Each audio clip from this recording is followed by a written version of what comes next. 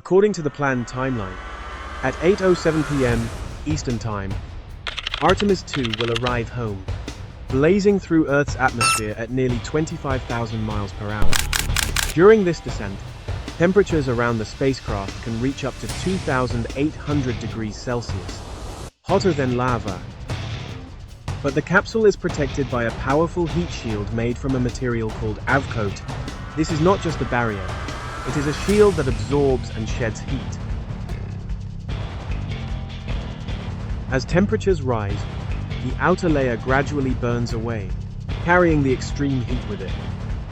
This process is carefully controlled, protecting the structure inside and keeping the interior safe and stable, allowing the astronauts to survive one of the most intense re-entries ever attempted